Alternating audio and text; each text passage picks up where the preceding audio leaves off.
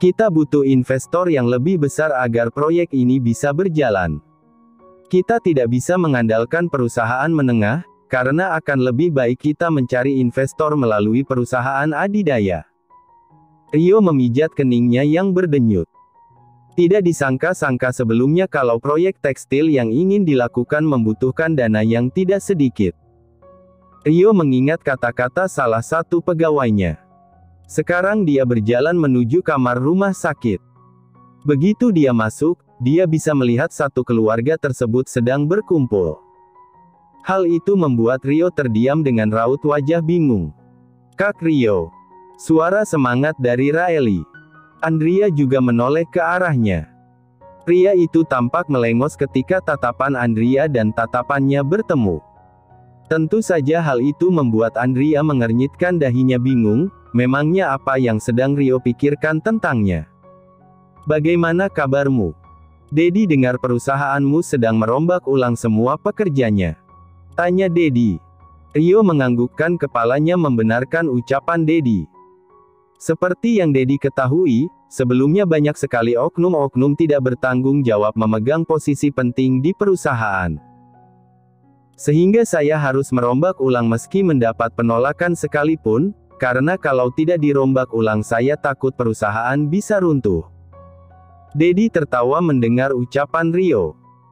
Memang tidak ada yang salah dari ucapan Rio, namun Dedi pasti tahu kalau perusahaan Hilton memang tidak memiliki kemampuan yang kompeten untuk mengurus perusahaan. Awalnya Dedi berpikir sangat disayangkan kalau perusahaan Hilton yang dulunya berjaya, hampir bangkrut karena berada di bawah kepemimpinan yang buruk. Baguslah, akhirnya Hilton punya penerus yang bisa diandalkan. Kamu memang hebat Rio. Rio sudah harap-harap cemas karena tadi Dedi tertawa menggelegar dan terlihat tidak ramah. Namun sekarang dia bisa menghela napas lega karena memang Dedi tidak menyinggung atau marah padanya. Wah, Rio memang hebat. Kamu punya kemampuan untuk mengelola perusahaan. Andrea ikut menyahut. Sebenarnya dia sengaja melakukannya karena ingin melihat bagaimana reaksi Rio dan Raeli ketika dia mencoba menggakrapkan diri dengan palsu. Bukankah Andrea sedang mencoba memperlihatkan pada mereka bagaimana sebenarnya kalau Andrea mulai mengusik mereka? Kamu juga hebat Andrea. Tidak salah Dedi itu menunjukmu menjadi calon penerus. Belajarlah lebih giat, kamu bisa meminta River untuk mengajarkanmu.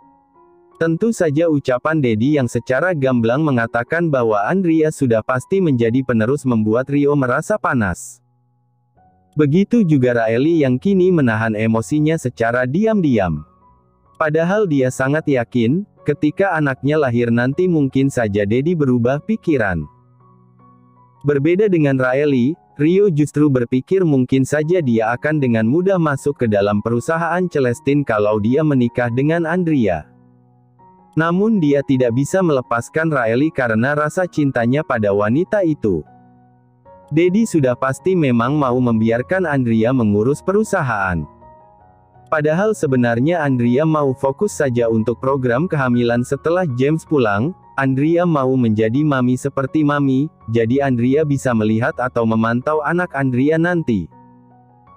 Jujur saja Andrea iri sekali mengetahui Raeli cepat sekali hamil, padahal dia baru-baru ini pulang honeymoon, ucap Andrea yang kini terdengar menyedihkan. Tentu saja apa yang Andrea katakan hanya kebohongan, dia ingin Raeli merasakan bagaimana gelinya Andrea ketika Raeli mulai bertingkah manja seperti ini. Kak, jangan seperti itu dong. Kakak memang pantas menjadi penerus keluarga ini, betul kan Mi?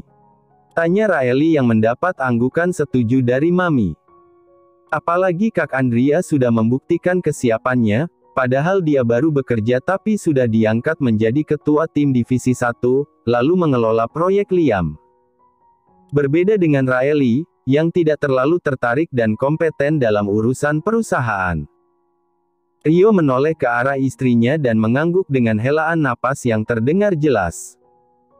Itu benar, meski Dedi punya 2 putri tetap saja sebagai putri sulung Andrea lebih berhak. Toh juga aku ingin kamu selalu memperhatikan tubuh kembang anak kita kelak, jadi tidak usah pusing dengan masalah perusahaan. Rio berkata dengan nada menyindir. Andrea terkekeh kecil ketika mendengar ucapan Raeli. Tidakkah dia terdengar sedang sengaja menyinggung perasaan Mami dan Dedi? Seolah-olah ingin menekankan bahwa anak Dedi dan Mami itu tidak cuma satu, tapi mereka sudah langsung menyimpulkan. Dedi dan Mami saling pandang, seakan mereka tadi sudah berkata-kata hal yang menyinggung hati dari putri bungsunya. Berbeda dengan Raeli, Andrea kini mulai angkat bicara. Iya, kalau memang Raeli berkata seperti itu aku hanya bisa menurut. Benar kata Rio, Raeli lebih baik mengurus anak Raeli saja setelah dia lahir. Memikirkan urusan perusahaan lebih memusingkan dari yang kamu kira. Memang ya, darah lebih kental dari air, aku mirip sekali dengan Dedi. Kekehan kecil Andrea di akhir terdengar seperti sedang memberitahu Raeli kalau Andrea adalah putri kandung yang tentu saja berhak mewarisi perusahaan orang tuanya. Apapun yang berusaha Raeli lakukan tidak merubah darah yang mengalir di tubuhnya adalah darah Tuan Alvaro Celestin terhormat dan Nyonya Celestin. Raeli mencoba memutar otaknya, kemudian tersenyum sendu. Itu benar Kak. Darah memang lebih kental daripada air. Aku jadi merasa Dedi memang tidak perlu mempertimbangkan diriku, apalagi aku bukan anak kandung Dedi dan Mami. Tentu saja hal itu membuat Mami menutup mulutnya terkejut, hati kecilnya merasa tersentuh dan tidak enak hati, kali ini tatapan Mami melirik tajam ke arah Dedi.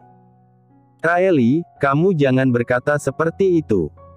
Aku tidak bermaksud menyinggung, hanya saja suamimu sendiri yang memintanya bukan? Toh juga aku yakin kamu memang tidak tertarik untuk mengelola perusahaan, ucap Andrea yang setelahnya tertawa kecil. Memikirkan bagaimana kamu suka mengusiliku saat di kantor membuatku berpikir kamu memang tidak ingin berada di perusahaan. Raeli melemparkan tatapannya yang terkejut. Oh ya, Raeli suka menjahili kamu saat di perusahaan. Tanya Mami penasaran. Namun raut wajah Mami terlihat seakan penasaran, memang seperti apa interaksi mereka ketika di kantor.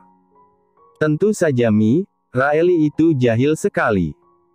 Waktu itu Andrea ingat ada rapat penting dengan Dedi dan beberapa petinggi lainnya, dia membuang laporan penting Andrea ke tempat sampah. Andrea berdecak sembari bergurau.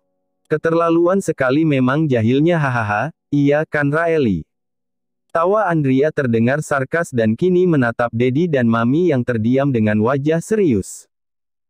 Rio tidak tahu harus berkomentar apa karena dia sendiri baru tahu. Wajah Raeli sudah pucat pasi, dia benar-benar terkejut dan tidak pernah menduga bahwa Andrea akan berkata seperti itu. Dedi menatap Raeli setelahnya, tatapannya berubah jengkel dan terkejut. Raeli, betulkah kamu menjahili kakakmu sampai seperti itu? Raeli tertawa canggung. Hahaha, iya data aku merasa juga aku agak keterlaluan saat itu. Raeli, Dedi tidak suka bercandaan seperti itu. Beruntung kakak kamu bisa untuk memaparkan laporannya dengan baik. Bercanda tidak sampai berlebihan, tegur Dedi. Seketika Raeli lemas bukan main. Iya Dat. Raeli benar-benar tidak bisa berkutik kalau Dedi sudah menegurnya. Raeli tidak menyangka kalau Andrea benar-benar melakukan apa yang sudah dia katakan tadi. Hal itu membuat Raeli menjadi sebal sendiri, dia akan membuat Andrea membayar semua ini. Ketika Dedi dan Mami hendak pamit pulang, Rio sempat menahan Dedi dan mereka berbicara dengan serius di luar. Entahlah, Andrea tidak tahu apa yang mereka bahas, karena sekarang dia sedang menemani Mami yang sedang memberikan nasihat kepada Raeli yang tengah hamil muda. Mi, sadar tidak kalau Kak Andrea gendutan? Perutnya seperti orang yang sudah hamil berapa bulan saja, ucap Raeli yang sebenarnya hanya iseng saja ingin berniat mengejek Andrea. Siapa sangka kalau wanita itu tampak sangat terkejut, apalagi ketika Mami menoleh dan mencoba menyentuh perut Andrea, namun dengan cepat Andrea menjauh dan menekuk bibirnya dan memperlihatkan sedikit perutnya yang memang membuncit. Kamu jahat Raeli, hanya karena aku membuncit seperti ini kamu langsung mengatakan bahwa aku sedang hamil sekarang. Aku jadi ingin segera hamil, sayangnya ini hanya lemak, balas Andrea pasrah. Tidak disangka Raeli terdengar tertawa begitu puasnya. Dia tidak bermaksud menyinggung Andrea, namun kalau dia tersinggung bukankah hal itu lebih bagus lagi? Raeli, tegur Mami. Maaf Mi, habisnya perut Kak Andrea terlalu buncit. Ini sepertinya karena Kak Andrea banyak makan ya. Andrea tertawa hambar. Ya begitulah, seperti yang kamu lihat aku ini terlalu bahagia dan sekarang banyak makan. Tidak apa-apa, besok Mami ajak kamu cardio untuk mengencangkan otot perut. Suami kamu juga nanti suka, kita bisa mulai besok kalau kamu mau. Mendengar ucapan maminya, Andrea dengan segera menggeleng, kalau sampai dia berani melakukan olahraga seperti itu, bisa-bisa anak-anaknya yang kenapa-kenapa. Sementara itu di luar sana ada Rio yang sedang mencoba mengobrol dengan Dedi. Walaupun sebenarnya sekarang hatinya sedikit ragu, haruskah dia mengatakan hal ini kepada Tuan Alvaro selaku Dedi mertuanya? Apa yang ingin coba kamu katakan Rio? Tanya Dedi yang paham kalau sekarang mungkin sedang ada yang mengganggu pikiran Rio dan ingin mengatakannya pada Dedi. Sejenak Rio melirik River sang sekretaris kepercayaan Dedi mertuanya dan dia dengar River cukup ganas masalah saham dan bisnis. Jadi tidak ada celah untuk menawarkan sebuah penipuan. Maksud Rio juga bukan ingin melakukan penipuan, hanya saja dia ingin Dedi mau berpartisipasi di dalam proyek perusahaannya yang sebentar lagi ingin dia luncurkan, namun masih harus membutuhkan investor dengan jam terbang tinggi. Jadi begini Dedi, saya ingin Dedi menjadi investor dalam proyek baru yang akan digarap oleh Hilton Group. Proyeknya dalam skala besar, jadi ketika bergabung nanti hasil yang didapatkan akan setimpal bahkan lebih dari itu, ucap Rio yang sekarang merasa tidak yakin dengan apa yang baru saja dia katakan kepada mertuanya. River yang memakai kacamata kini menatap Rio dengan bingung, sampai-sampai dia meliriknya dari lubang kecil di kacamata ketika dia menyipit. Bagaimana River? Tanya Dedi yang terdengar datar. Menjawab Tuan, sepertinya Tuan Rio harus datang sendiri bertemu di perusahaan. Karena hal ini menyangkut masa depan perusahaan bersama, jika ada hal penting tentang bisnis sudah seharusnya Anda tahu tempat. Meski sekarang Tuan Alvaro adalah mertua Anda. Mendengar ucapan River, entah kenapa sekarang Rio merasa tersinggung. Kalau memang Tuan Alvaro tidak ingin berinvestasi, maka jangan melakukan hal-hal seperti ini. Dia tahu kalau perusahaan Hilton hampir jatuh. Tapi Rio masih punya harga diri, dia bahkan merasa kalah dari River sekarang. Rio, benar apa kata River? Kalau memang kamu ingin datang menawarkan investasi, maka datang ketika waktu bekerja. Dedi merasa dalam hal pekerjaan, profesionalisme adalah sikap terpenting yang harus dimiliki oleh pebisnis. Raut muka Rio berubah masam.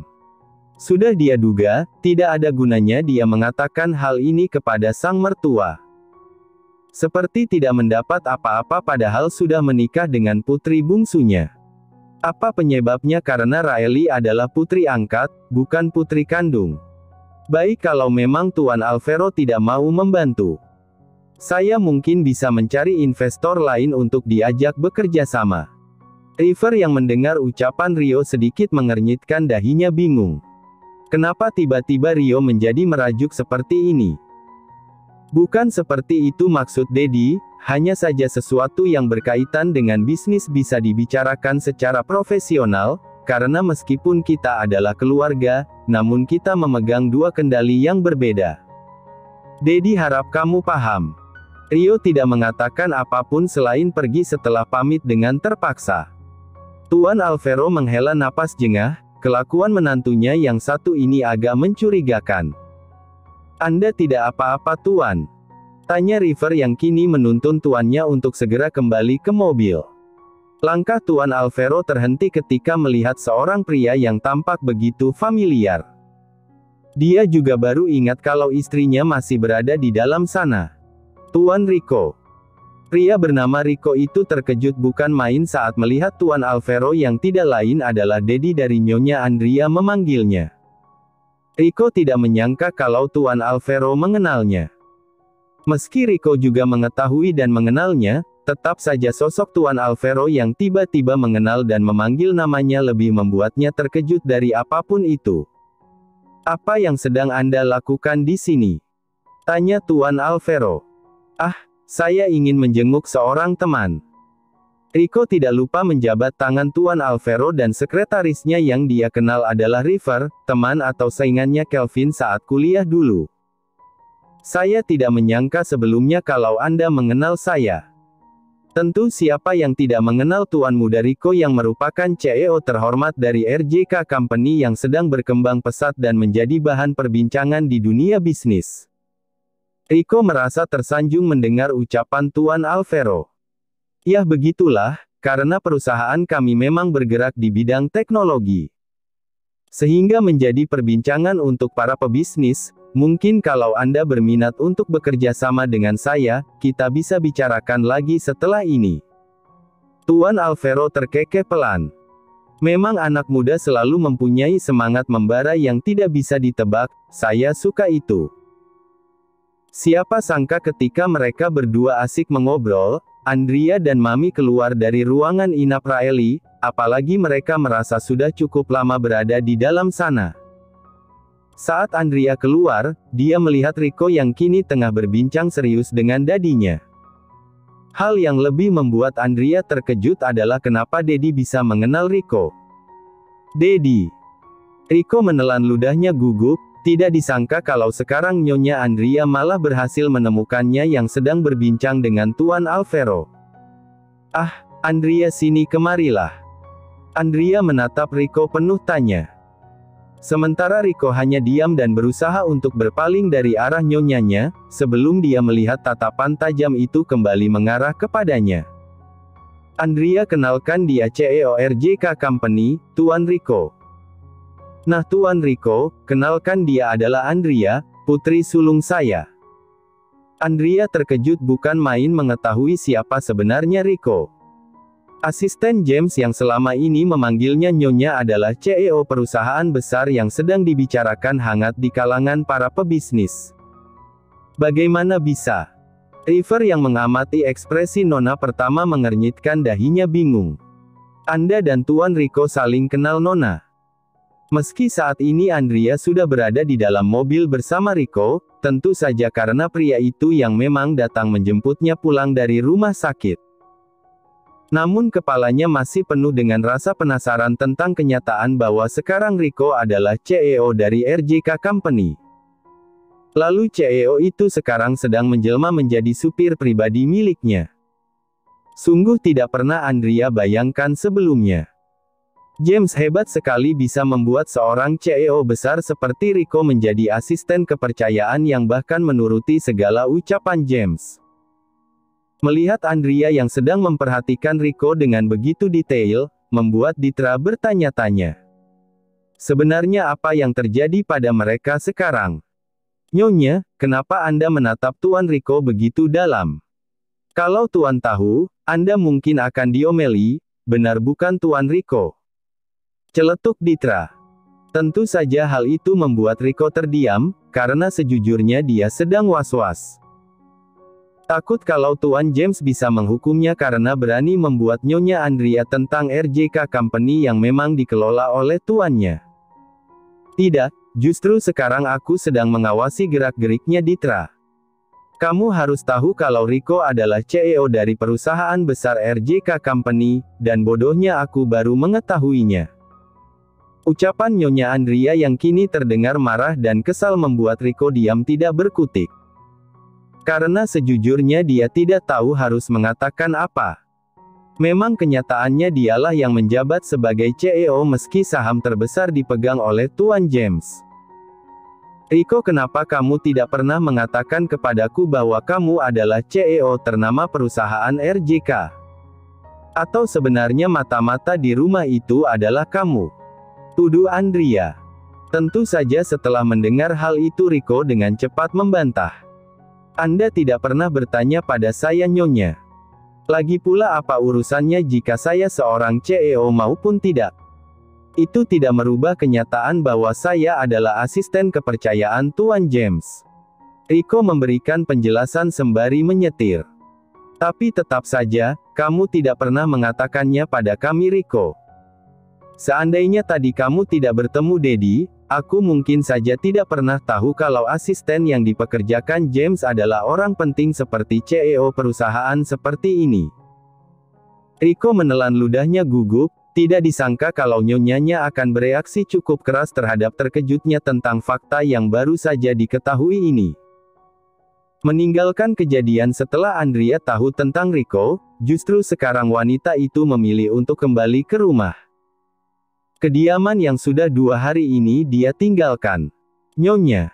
Pak Ernest menyambut kedatangan Nyonya Andrea dengan semangat. Begitu Emil cerita tentang kepulangan Nyonya dari rumah sakit membuatnya harus melihat semangat muda dari pria tua baya itu. Hanya saja Emil dan Tuan Riko sudah punya rencana untuk membongkar kedok seseorang sekarang. Begitu Andrea datang, dia tidak akan melihat keberadaan wanita itu di sini.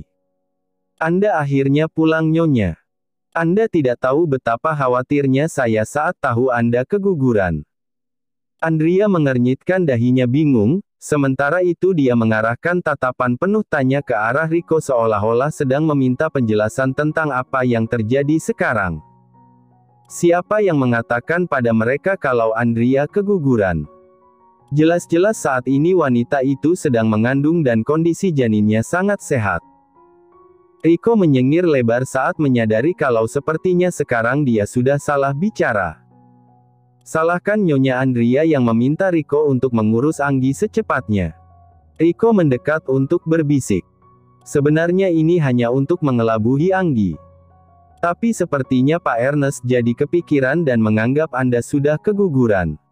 Andrea yang mendengar hal itu menggeleng pelan. Bagaimana bisa dia membohongi pria tua baya seperti Pak Ernest?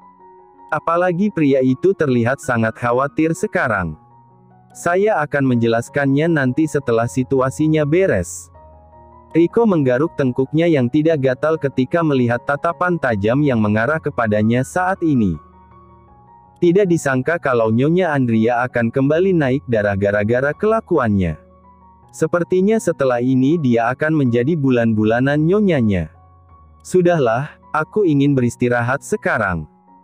Riko mengangguk paham, sementara Pak Ernest tidak tahu apa yang sedang dibicarakan oleh mereka saat ini. Padahal tadinya Pak Ernest ingin memberikan semangat kepada Nyonya Andrea agar tidak berlarut dalam kesedihan.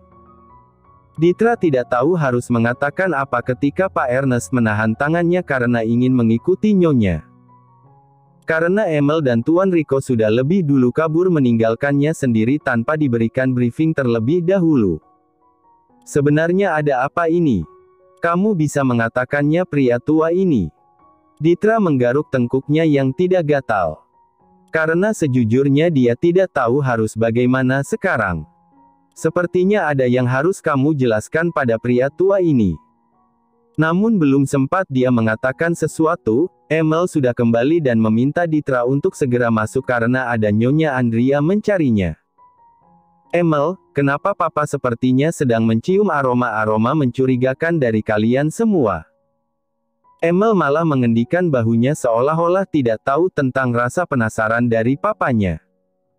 Jangan terlalu banyak berpikir Pak, Anda sudah tua dan lebih baik banyak istirahat. Anak kurang ajar. Sementara itu Andrea kini mulai duduk di ruang kerja suaminya. Dia tidak langsung ke kamar tapi sekarang dia sedang ingin menyidang Riko karena sepertinya pria itu sedang menyembunyikan sesuatu darinya sekarang. Nyonya, bukankah seharusnya Anda istirahat? Tawar Riko yang berharap bahwa sekarang Nyonya Andrea mau masuk dan melupakan apa yang mereka bahas di mobil. Tidak bisa Riko. Karena ada hal yang harus aku pastikan di sini. Apa yang mau Nyonya pastikan lagi? Saya memang CEO dari RJK Company. Tapi saya tetap bekerja di sisi Tuan dan Anda adalah Nyonya saya. Kalau dipikir-pikir Nyonya Andrea cukup keras masalah seperti ini. Bahkan dia tidak akan membiarkan Rico pergi begitu saja sebelum dia menjelaskan secara rinci apa yang sedang terjadi sekarang. Kalau memang kamu seorang CEO, lalu kenapa kamu mau saja disuruh-suruh seperti ini oleh James? Kamu pikir aku tidak tahu kalau mungkin saja ada hal yang kamu sembunyikan dariku tentang James? Andrea tidak tahu kenapa sekarang dia begitu curiga, hatinya juga merasa sesak kalau sampai apa yang dia takutkan memang benar adanya. Dia sudah cukup merasa kecewa setelah tahu James berniat membohonginya dan tidak mau memberitahu tentang proses operasi matanya. Lalu sekarang dia merasa curiga setelah tahu Rico adalah CEO perusahaan besar.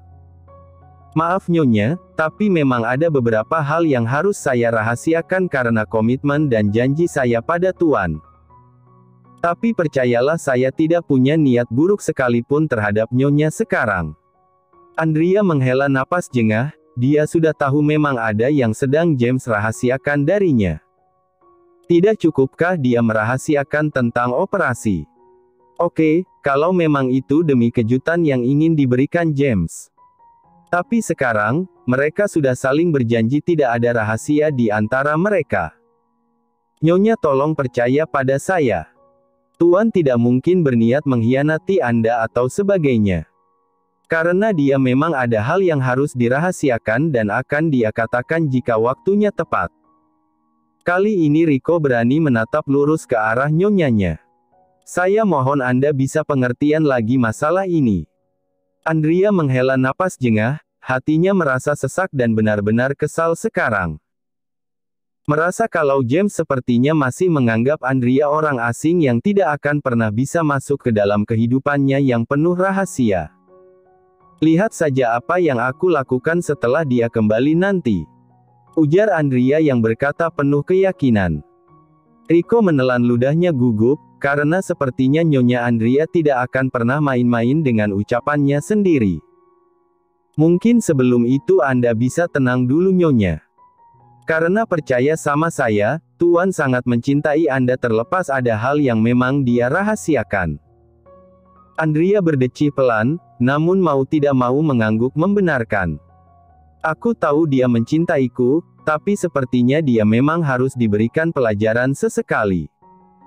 Sore ini Raeli sudah bisa pulang ke rumah. Dia masih memikirkan apa yang sudah terjadi saat ini. Lalu Rio datang-datang memintanya untuk kembali ke kediaman Hilton, tanpa berbicara pada Raeli terlebih dahulu. Tentu saja hal itu membuat Raeli kesal bukan main. Ketika berada di kamar, Raeli terdiam dengan tatapan kesal yang dia arahkan pada Rio. Karena sekarang pria itu membawanya tanpa mengatakan apapun, dan tiba-tiba Raeli sudah berada di rumah yang dia hindari. Kenapa kita harus kembali ke sini? Tanya Raeli sebal. Rio menghela napas jengah. Sementara saja. Karena dadimu tidak mau menjadi investor untuk perusahaan Hilton. Siapa tahu dadimu bisa paham kalau sekarang kita sengaja tidak mengatakan apapun. Raeli mengusap wajahnya kasar. Dia terima kalau memang Rio mau membawanya keluar dari rumah itu. Hanya saja dia tidak ingin dibawa ke kediaman Hilton. Karemia dan ibu mertuanya seakan ingin menguburnya hidup-hidup kalau sampai Raeli lengah sedetik saja. Tidakkah Rio berpikir bahwa kediaman keluarga Hilton adalah sarang buaya yang berbahaya? Tapi kenapa harus ke rumah ini? Memangnya kenapa? Tanya Rio lagi. Sepertinya Raeli tidak tahu kalau mood Rio sedang tidak baik sekarang.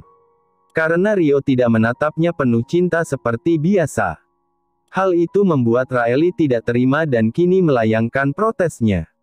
Sebenarnya kakak kenapa sih? Aku tidak menyangka kalau kakak lupa bahwa Karemia dan Nyonya Hilton tidak menerimaku di sini. Rio menghela napas jengah. Bisa tidak untuk sehari ini kamu terima saja dulu? Jangan membuatku pusing. Loh, aku tidak membuat kakak pusing sama sekali. Aku hanya bertanya kenapa kita harus ke rumah ini. Bukankah kakak punya apartemen? Kenapa tidak ke sana saja? Raeli sepertinya terpancing emosi karena mendengar Rio yang kini sedang membentaknya. Bahkan ini pertama kalinya Kak Rio mulai membentaknya. Raeli menutup mulutnya kesal dan kini meraba perutnya yang terhalang kain pakaian yang sedang dia kenakan. Kakak tiba-tiba berubah, apa karena aku sudah tidak menarik lagi? Sejujurnya Rio sedang merasa pusing sekarang. Namun dia memilih untuk tidak memperpanjang masalah dan menarik Raeli ke dalam pelukannya. Maafkan aku hanya sedang sedikit emosi karena ada proyek di perusahaan yang membutuhkan dana besar. Rio sebenarnya kesal bukan main ketika mengetahui bahwa keluarga istrinya sama sekali tidak mau membantu. Padahal proyek itu adalah penentuan apakah Rio bisa menggeser posisi Karemia di mata Tuan Helik.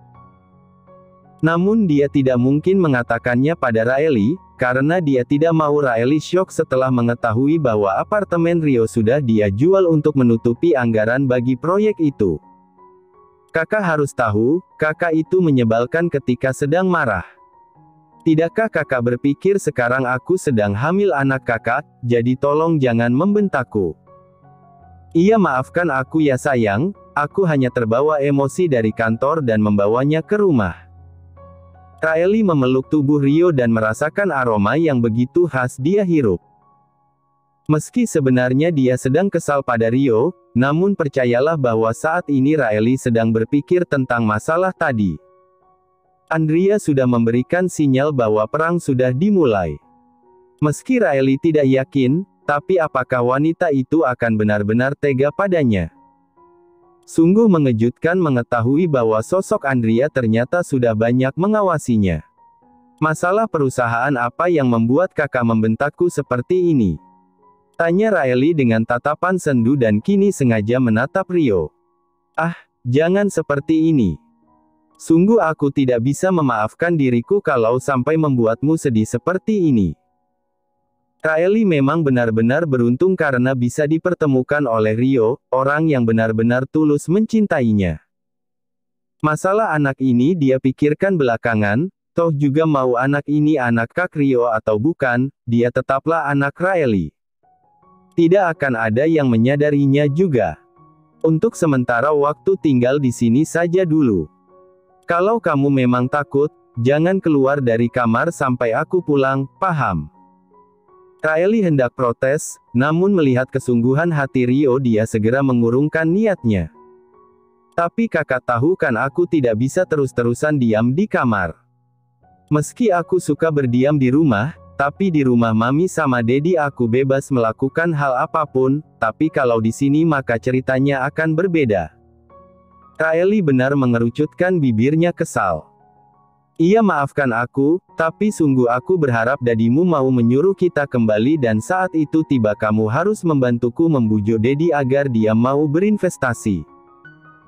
Entahlah Raeli tidak yakin haruskah dia menuruti keinginan Rio atau membiarkan Rio mengurus hal ini sendiri, karena sejujurnya jika menyangkut dengan Dedi dia tidak ingin ikut-ikutan. Nanti aku pikirkan ya Kak. Sementara itu di sebuah rumah sakit. James masih terduduk di ranjang rumah sakit. Rasa rindu yang tidak bisa dia tahan akhirnya meledak juga. Kelvin, panggil pria itu dingin. Iya tuan. Kelvin langsung bangkit dari tempatnya. Padahal pria itu sedang mengurus beberapa dokumen yang dikirimkan oleh Rico. Karena pria itu sudah berhasil mengungkap siapa mata-mata sebenarnya. Sepertinya aku tidak bisa menahannya lagi. Kelvin menghela napas jengah, sungguh tuannya ini tidak bisa diberitahukan sekali. Aku ingin segera melihatnya. Suruh dokter itu kemari dan memeriksa kondisiku sekarang agar aku bisa cepat pulang dan bertemu dengannya.